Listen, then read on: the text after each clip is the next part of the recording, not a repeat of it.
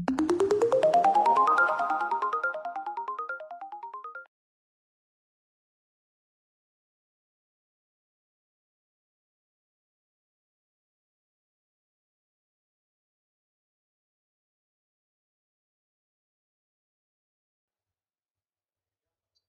name is Dr. Michael Vogelbaum.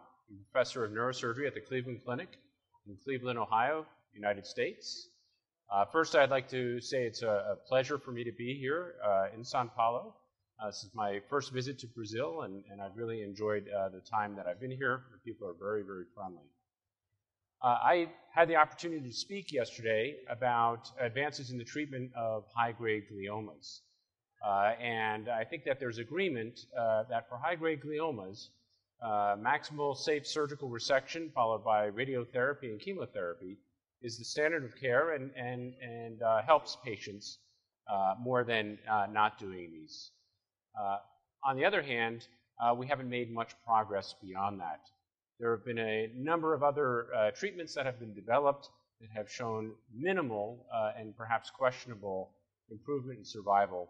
And part of the question is, what can we do to make our treatments more effective for patients with high-grade gliomas? And so I had the opportunity to talk about my own thoughts and the work that I've been doing to try to advance treatment for high-grade gliomas. One of the biggest problems that I see is that we largely cannot effectively deliver our treatments, particularly novel chemotherapies, to the brain due to the presence of the blood-brain barrier.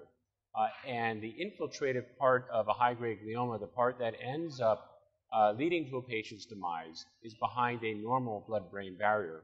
So I discussed a number of methods that one can use to try to get around the blood-brain barrier, including modifications to drugs, ways of breaking the barrier, and ultimately delivery of therapeutics directly into the brain, which is my own research interest.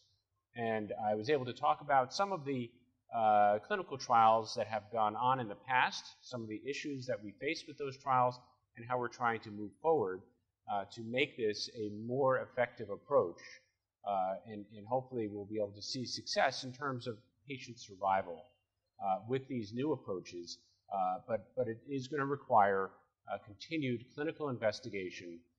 And there are a number of new clinical trials that are running and some more that are being opened to try to introduce novel therapies, including gene therapies and conventional therapies directly into the brain, hopefully to help our patients.